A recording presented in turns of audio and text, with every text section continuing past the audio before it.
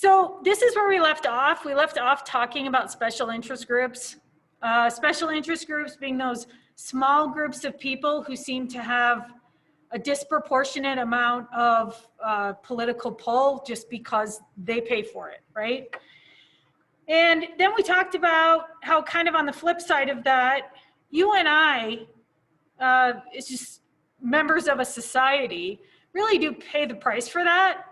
So they get the benefit, you and I typically pay the cost, but that we exercise something called rational ignorance, because you and I can't, even though as a collective, we are paying such a high price for this, as an individual, we just simply can't get involved. We just don't have the time, the money, the energy to get involved. So we take this stance called rationally ignorance.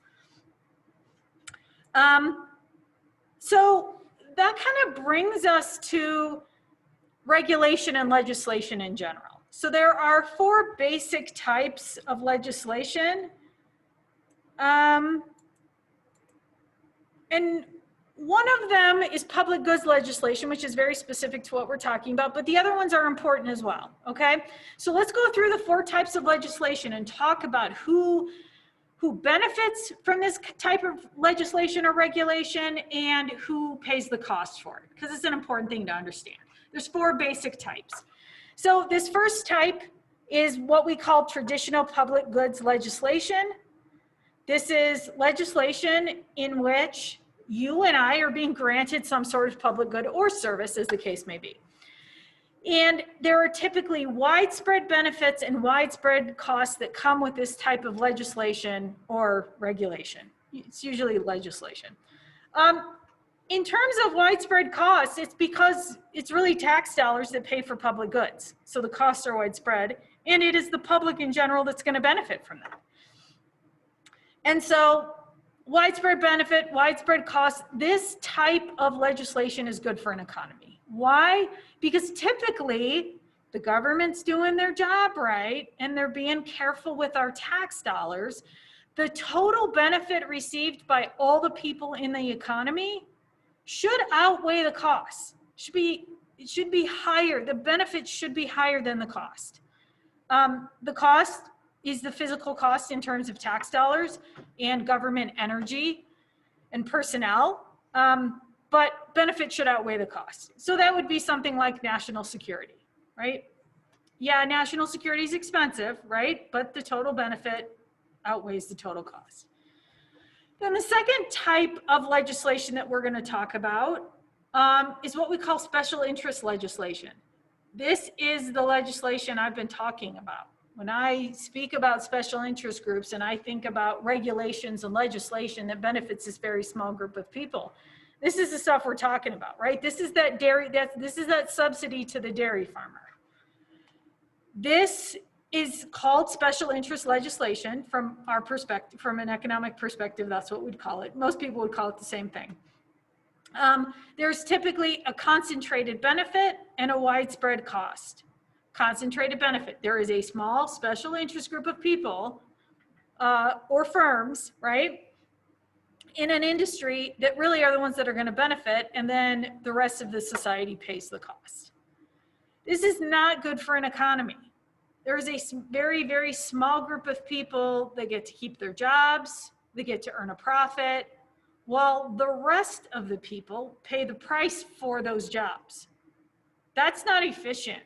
That doesn't make any sense from an economic perspective, right? It makes sense if you're a dairy farmer and want to keep your job, right, and want to keep your business open, it makes sense for you, but it doesn't make sense for everybody else, right?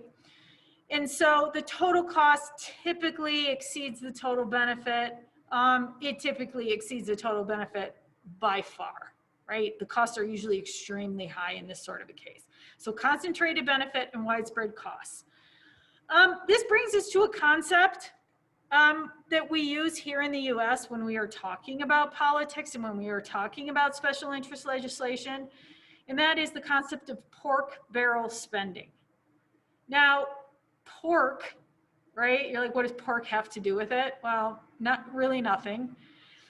Pork is in reference to the saying that we have in this country where we talk about bringing home the bacon. Like if you go work, get a paycheck, you're bringing home the bacon, right? This is in reference to that. This is a practice, and this is a sort of different spin on special interest groups.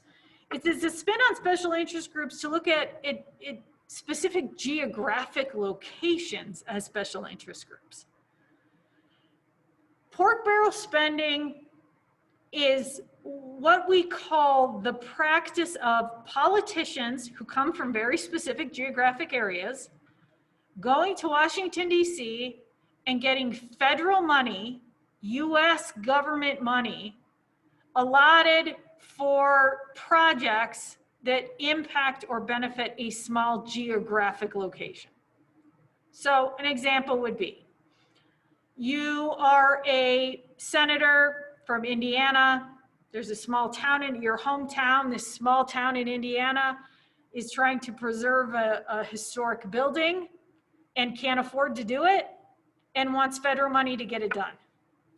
So pork barrel spending would be this senator going to DC, getting federal money, coming back home, preserving this historic building that benefits a very small group of people, but the population pays for it. The taxpayers of the United States of America pay for it. Well, nobody asked me if I wanted to help pay for the preservation of a historic building in Indiana.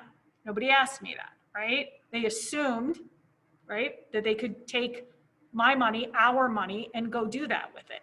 You and I aren't paying any attention to stuff like that, right? I have nothing against small towns in Indiana, right? But I would expect that my federal taxpayer dollars be spent on goods, public goods and services that were going to benefit the masses, and that my local taxes would go to pay for local things, right? It doesn't always happen that way. So it's just a spin on special interest legislation to look at geographic locations as special interest groups as well, which makes sense. Okay, the third type is what we are going to call populist legislation. This is legislation that benefits the masses. It's done for our benefit. Here's the problem with populist legislation, is that you and I, as the beneficiaries of that legislation, so a good example would be, let's say we propose, the government officials propose some sort of reform that would keep frivolous lawsuits out of our legal system. That benefits everybody, right? We're not spending those taxpayer dollars or government resources on things that, right, don't make sense, aren't our problem. That benefits us. We rarely know about it. We rarely hear this type of thing is happening because it's not that common. Why is it not that common? Well, here's why. Because while there's widespread benefits, while all of us, the public, would benefit from that, there's a concentrated cost. And anytime there's a concentrated anything, concentrated benefit, concentrated cost, there's this very small group of people that has a very big incentive to either get it to pass or keep it from passing. So in this case, it would be to keep it from passing. Who do you think are the interested parties that would bear the costs if we kept frivolous lawsuits out of our legal system?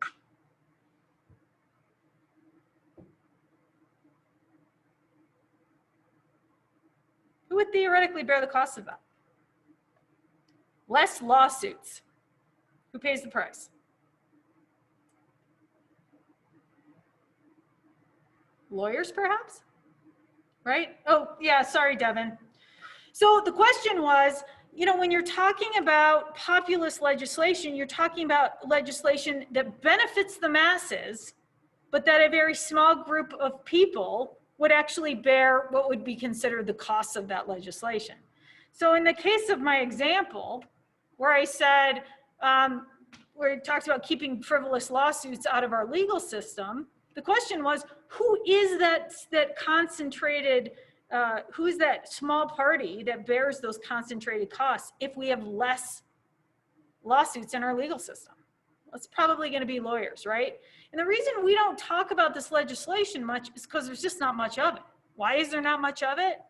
Because there is clearly a group of people who are going to fight against this who aren't being rationally ignorant. You and I are rationally ignorant to something, so we don't pay any attention. We are not going to fight for legislation or against it typically, right? We would have to be pretty passionate about it. But there's this small group that has a lot of incentive to keep stuff like this from passing. In this case, it would be lawyers, right? You and I are rationally ignorant. And then there's the fourth type, which we call competing interest legislation, which is actually concentrated benefit, concentrated cost. These are two small parties who are going up against each other. It has nothing to do with you and I, as is the general public, as much as it's probably two very strong, influential, high dollar industries, businesses, organizations going head to head, and that really just doesn't involve us very much. And we call that competing interest legislation. So here is a matrix that just takes those four types of legislation that we might see and categorizes them based on the benefits and the costs associated with those different types. So, you know, if I was getting ready for my final, I'd make a note, right? Where to find this matrix in case I needed to answer one of these questions, right? So that brings us to the concept, and this is a concept that's familiar to most of you, you just call it something else. But in economics, it brings us to a concept we call rent seeking, an activity we call rent seeking. For those of you who understand the verb lobbying, that's what this is. Rent seeking, it's the same verb, right? It's an activity that businesses undertake in order to get favors from politicians, from government officials. It is, from an economic perspective, incredibly inefficient. Why? Because if you're spending time, money, and resources on trying to influence government officials, that is time, energy, and resources you aren't spend actually producing something. You're not actually increasing production. You're not actually contributing to an economy. You are spending money to get a favor so that you don't have to be as productive and you don't have to be as efficient. That just simply doesn't make sense from an economic viewpoint, okay? There is no incentive to create efficiency if you can just pay for favors. You don't have to invest in new technology, invest in new research in order to stay competitive. If someone just artificially grants you those without having to actually work for them, if people grant you profits and grant you market power without having to work for it or earn it or create efficiencies in order to get it, well, why wouldn't you do it that way, right? So it's a system that essentially rewards inefficiency, and you know, from an economic perspective, that's never going to make sense, right? All right. So this is kind of unrelated, but it's a fine place to put this because we're talking about public goods, which are usually financed with tax revenues. And so when we talk about the underground economy, I think that's the connection your author's making here, is the underground economy is simply unreported economic activity, unreported market activity, if you will. And unreported market activity is going to be activity that isn't taxed. And if it's not taxed, then we can't use that tax money to provide public goods and services. And so I think that's the connection that he's making here. So let's talk a little bit about the underground economy. The underground economy takes a couple of different forms. So we can either be talking about illegal activity in general, like narcotics sales and distribution, right? Or we can be talking about legal economic activity that people are choosing not to report because they don't want to pay tax on it. So takes a couple of different forms, this underground economy. It's underground if it's not reported for tax purposes, if you will, okay? Why do people not report market activity? Well, A, because it's illegal, or to avoid paying taxes. Those are really the two options. But the not paying taxes is the problem on both of them, really. And I don't know how many of you are here in Arizona or how many of you are paying attention, right? But we just legalized marijuana overnight. I say we because it's a collective, right? By a landslide. Well, from an economic perspective, that's a beautiful thing because it takes underground market activity and brings it to the surface. And when it brings it to the surface, it applies taxes to it. And those taxes are going to be used for different things, right? Depending on your state, you'll decide to spend that money different ways. I think in Arizona, I heard it was going to be spent on law enforcement. That might be a natural place to put it. I'm not entirely sure, right? You can't get good without bad. You can't get benefits without costs. We already know that. So it's not like you can legalize marijuana and get the tax benefit and that there won't be any costs involved. There will, and other states have kind of shown us what those costs will be. And so for now, law enforcement might be a natural place to put that, although we'll be spending less money on incarceration due to small marijuana offenses, possession offenses, less in our legal system because we won't be prosecuting that type of stuff anymore. I mean, there are definitely upsides. There are downsides too. You never get one without the other. But when you take underground market activity, when you legalize underground market activity, the benefit is the taxation. It's the taxes you get to receive and the money you get to save on not having to prosecute those activities as being illegal anymore, okay? When we talk about taxes, not paying taxes comes in a couple of different forms. Tax avoidance and tax evasion.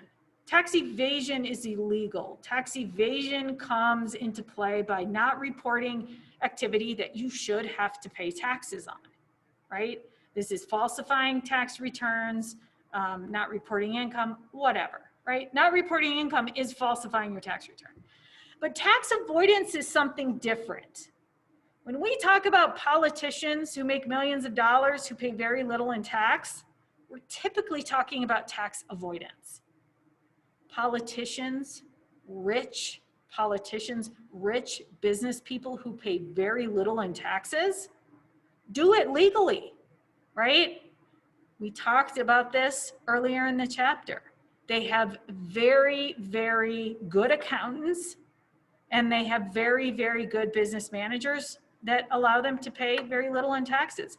It's not wrong. Is it unethical? I don't know, right? We each get to decide that, but that would be considered tax avoidance.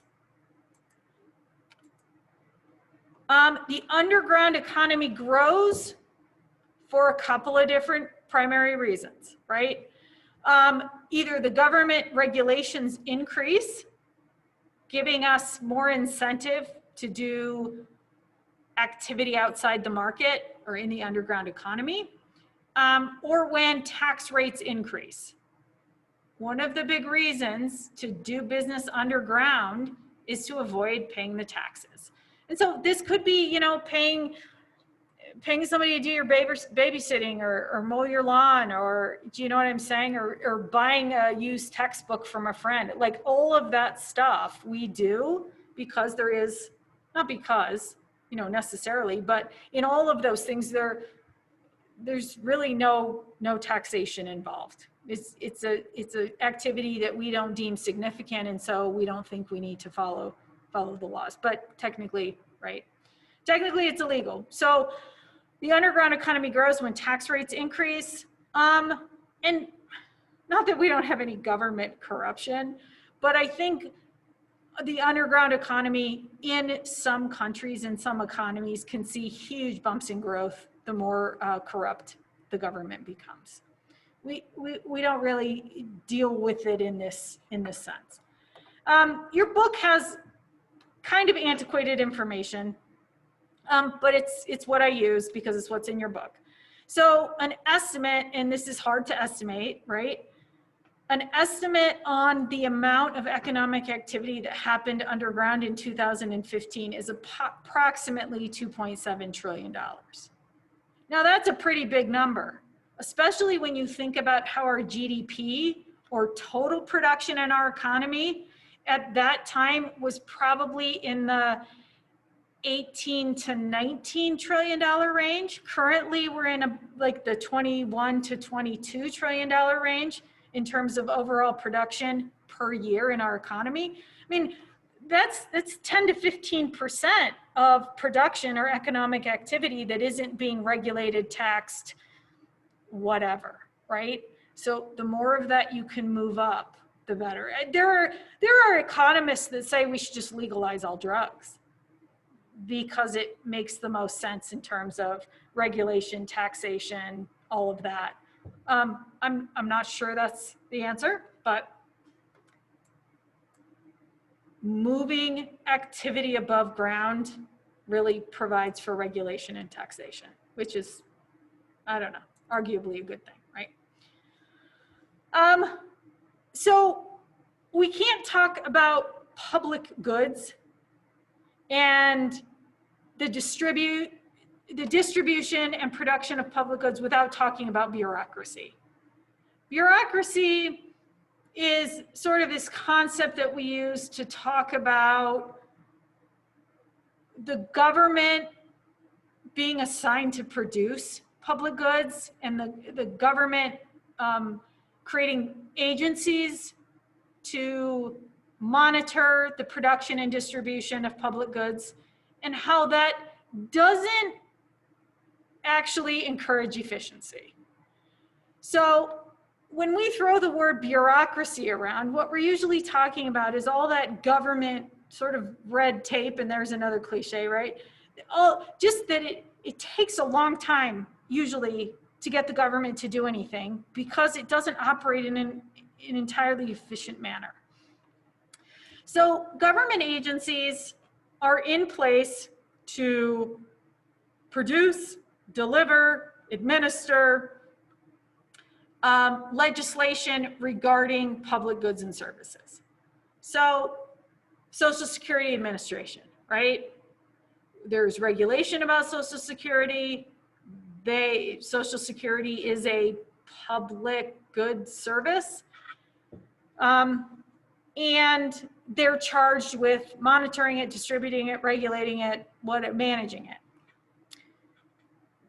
The budgets assigned to these agencies are determined by appropriations committees of the legislature.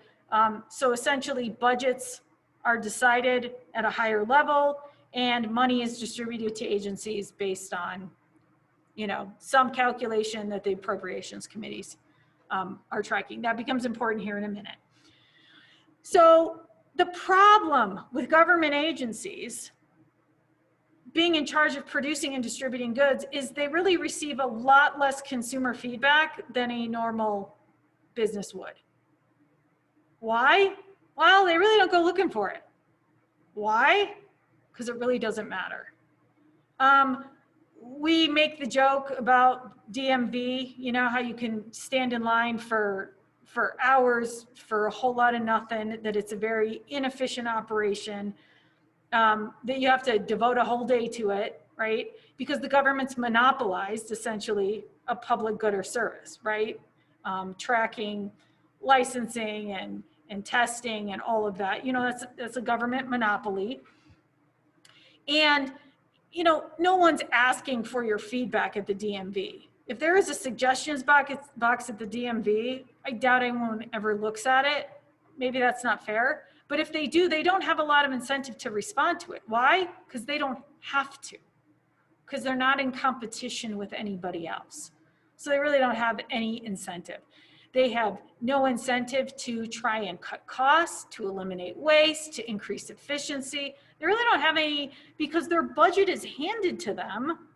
Once you have your budget, it's sort of free to spend, right? It's not like there's this profit maximization thing lingering in the background that you're all trying to, an objective you're all trying to achieve. That's not really an objective.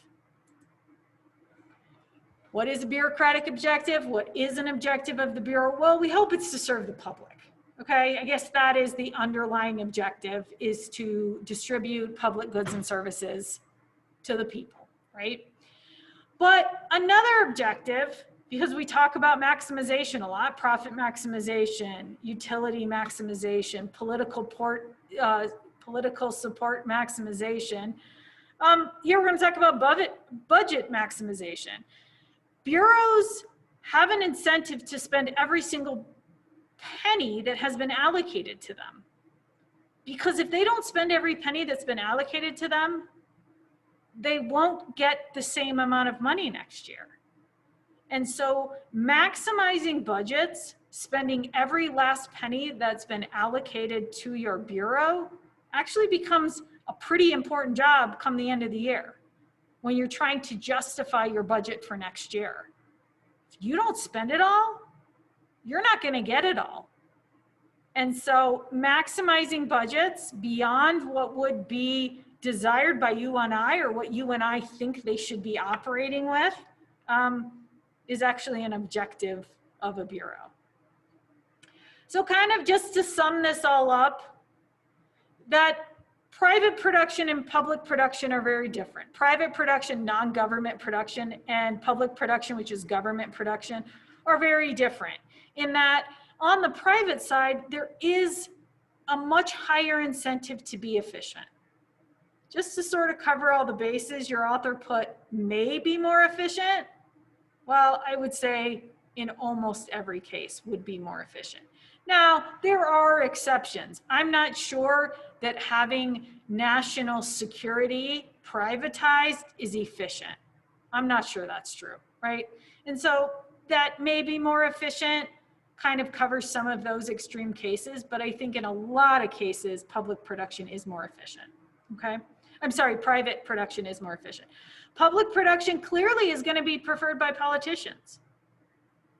The more bureaus you have, the more legislation that is required, the more job security they have, and the more influence they have. And clearly, influence is what gets you elected, right? Getting large political campaign contributions comes because you have influence. And if there aren't a lot of bureaus out there, if there's not a lot of government agencies and legislature and bureaucracy, then what do you have to give back? What do you have to sell? So that is the end of chapter 16. Any questions?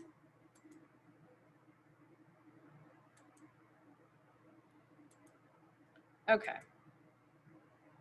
So let's start on chapter 17. We're totally switching gears here, okay? Chapter 17 is the only chapter in which we really talk about the environment. It's kind of a disservice because the link between the environment and economics could not be any stronger. I know that we offer entire classes on environmental economics here, depending on the semester. But unfortunately, for those of you who aren't econ majors, this is really all you're going to get. There is nothing that has impacted the environment more than economics. People exploit the environment. People use resources. People create environmental degradation in the name of economics. You know that. I know that, right? It is through production, it is through resource utilization that we have created the environmental issues that we have, okay? And so this is a small glimpse into that. We'll start it today and we'll finish it on Friday. So you can't talk about the environment without first going back to resources. Now, from an environmental perspective, we're going to look at resources just a bit different. We're not going to use fixed and variable. We're instead going to use exhaustible and renewable, because from an environmental perspective, that's what matters. Exhaustible resources are resources that are available in a finite supply. There's a limited number, and when it's gone, right? In renewable resources, we talk about actually more than exhaustible resources, because renewable resources are those resources that, if we manage them properly, should serve us infinitely. The problem is, you and I don't know how to manage renewable resources, or are not given the economic incentive to manage renewable resources in a way that they remain renewable. We exhaust them and we deplete them for economic gain. And so it is really that conservation that has been a problem for us, and a lot of it just has to do with the way that regulation is set up. So when we talk about renewable resources, we can go back to that concept of open access goods or open access resources. They're the same. Okay, we just use slightly different terminology than we used in the last chapter, because we're talking about resources specifically and the environment specifically. But I brought up the example of the fish in the middle of the ocean, where you and I are rivaling consumption, which means if you take one, that's one less for me. But it's typically non-exclusive, which means we typically don't have to pay for it. And it creates a situation where we are truly rivals, in that when I go out to the middle of the ocean and I pull up that tuna that I know I can sell for, I don't know, $5 grand, I know if I don't take it, if I unhook it and release it, chances are you're going to come get it. And that just gives me every incentive in the world to keep it on my hook and cash in on it.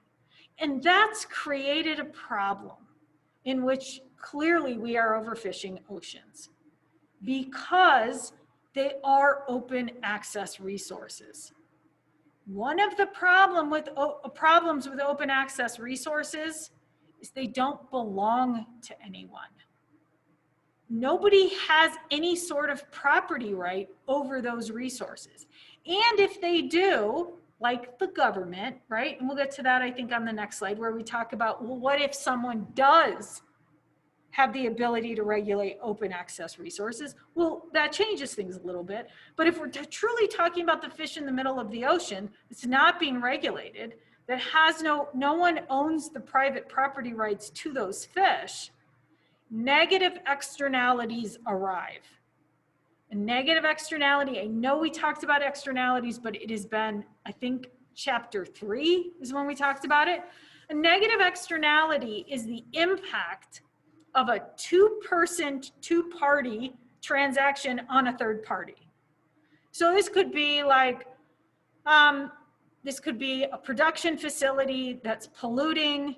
Even if you don't buy the good, right, you still pay the externality. You still have to breathe in that polluted air. So even though you don't own the facility and you don't buy the good, you still have sort of a third party impact. That's going to be a negative externality. If you told me that those tuna in the middle of the ocean belonged to me and I was responsible for them, and I could get the economic gain from those resources, I would manage them totally different than if they were an open access good that didn't belong to anybody, right? I would manage them because they are now my economic resource, and I do have an incentive to make sure that they reproduce, right?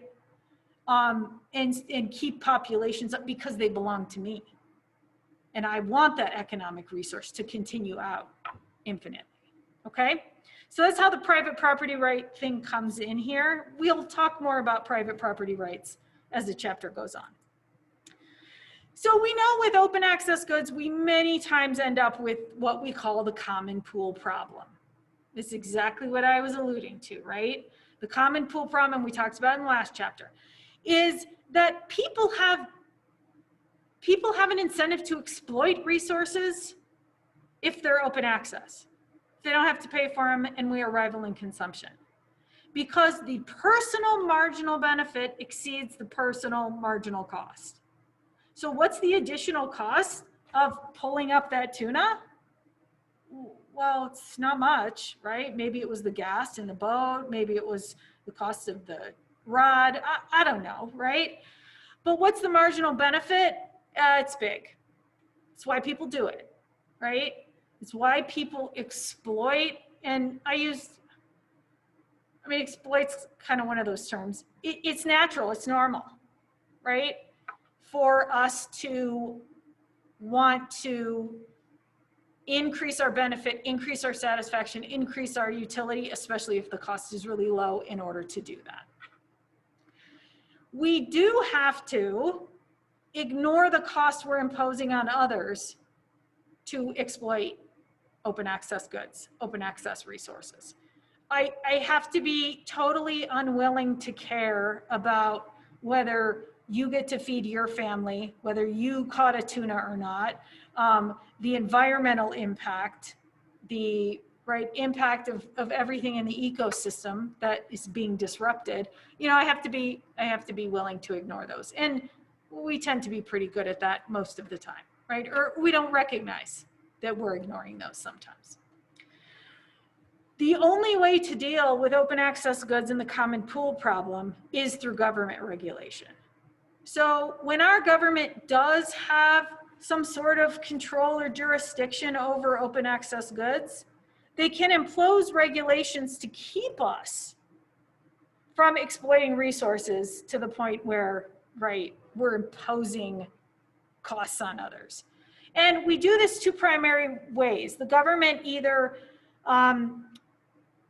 limits output, either to limit the output of pollution, or limited the amount of the resource in terms of output that we can take, that we can harvest.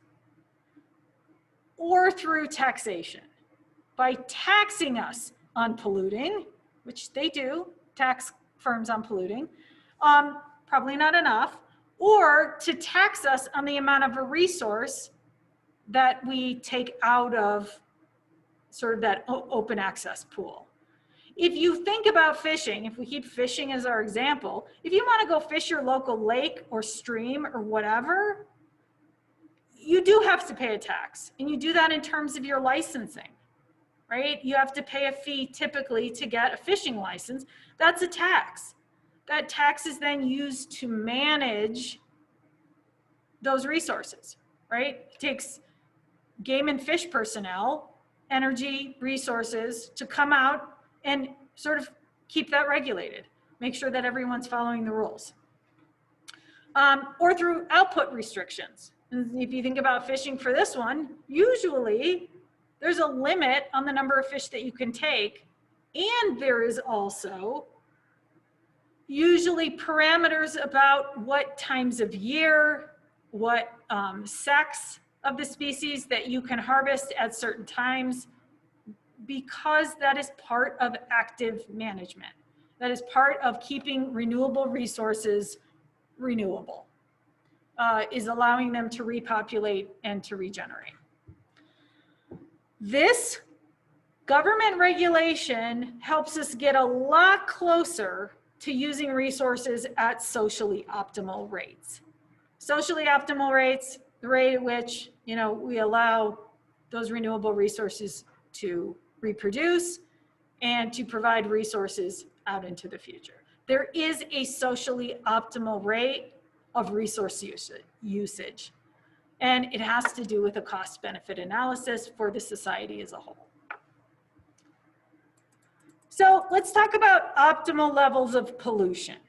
We've talked a lot about optimal levels of resources, how we can sort of get more to that optimal level, why we have an incentive to overuse resources. Let's switch gears and talk about pollution now, right? Because it's an externality, it's a negative externality that we have to address when we talk about environmental issues, because it really is one of our biggest issues is pollution of all sorts and varieties, okay? If you ask an environmentalist, what is the optimal level of pollution, what are they gonna say?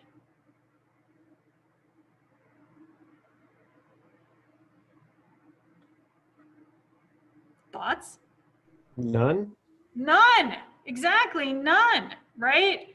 That is a totally legitimate answer coming from somebody whose number one objective is the environment. From an economic perspective, it's different, right?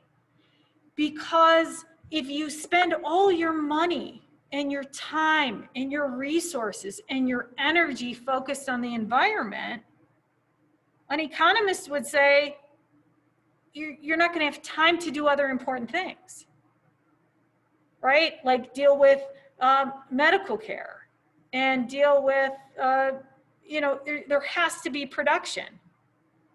So if you are going to focus on environmental issues, then you're not worried about production, you're not worried about employment, you're not worried about healthcare, you're not worried about all these other things, right? And so it's a balance when you look at it from an economic perspective. And so really what the remainder of this chapter talks about is trying to figure out or trying to analyze optimal levels of pollution. So the first example that we're going to talk about is how you find an optimal level of pollution when you have fixed technology. Well, fixed technology would be exactly that.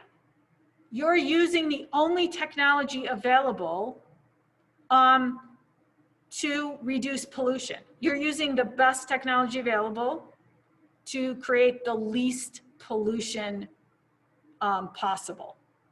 So the only way to decrease pollution is to decrease production. You're using the best technology there is out there. This is an assumption, right? Now we'll talk about the opposite in the next example. But if you're using the best technology you have to reduce pollution, the only way to reduce pollution even further is to simply cut production, okay?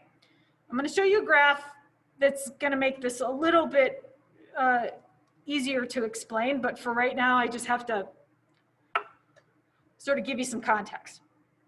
The marginal social cost is a cost, it's a new cost calculation that includes the external cost of production. Well, what's the external cost of production? Well, it's the environmental cost of production. In this particular case, that's the thing we're considering, right? We would find socially efficient levels of production where the demand curve, which also represents benefit, right? We pay the prices that represent the benefit we expect to receive, intersects the social, the marginal social cost curves. So just give me a minute, I'm gonna show that to you really quick and explain it. What that all means, So that first line at 10 cents that represents your marginal private cost, this is the cost of producing energy in this particular case. So we're producing kilowatt hours of electricity. The 10 cent, that marginal private cost, whenever we say private, right, that means, that alludes to non-government, right? So this would be the cost of producing the electricity in the market. Your demand curve for electricity is downward sloping. The less you have to pay for it, the more you want. Done.